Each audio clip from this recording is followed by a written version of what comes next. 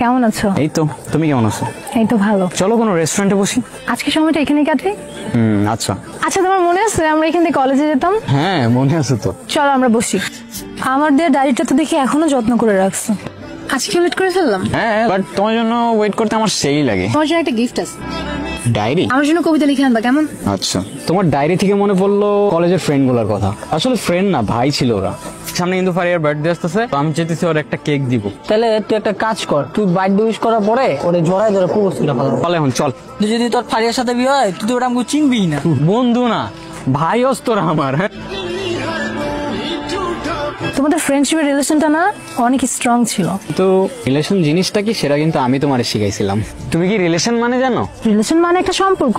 আরে একটা ছেলে একটা মেয়েকে আই লাভ ইউ বললে তারপর রিপ্লাই মেয়েটাও যদি আই লাভ ইউ টু বলে তাহলে অটোমেটিক রিলেশন হয়ে যায়। তুমি এখন আমারে বলো আমরা কি রিলেশনে আছি?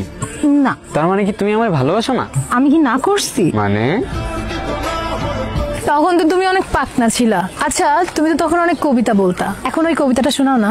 The angels sing when you are near. A love so precious, a love so true. আচ্ছা, তোমার তাহলে মনে আছে আমার কবিতার কথা?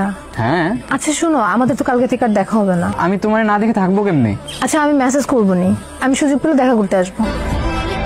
তারপর 6 মাস আমাদের আর কোনো দেখাই হয় নাই। 6 মাস 18 দিন পর দেখা হয়েছিল। আমার তাড়াতাড়ি বাসায় যেতে হবে, না হলে অনেক বড় ঝামেলা হয়ে যাবে। কি ঝামেলা হবে? বাসা থেকে বারবার বিয়ের প্রেশার দিচ্ছে। তাহলে আমি কি করব? আমি তো কিছু বুঝতেছি না, আমার কি করার আছে আর? তোর সাহসটা কত বড়! তোর যদি আমার বোনের পাশে আর দেখছি না, মনে রাখিস। চল।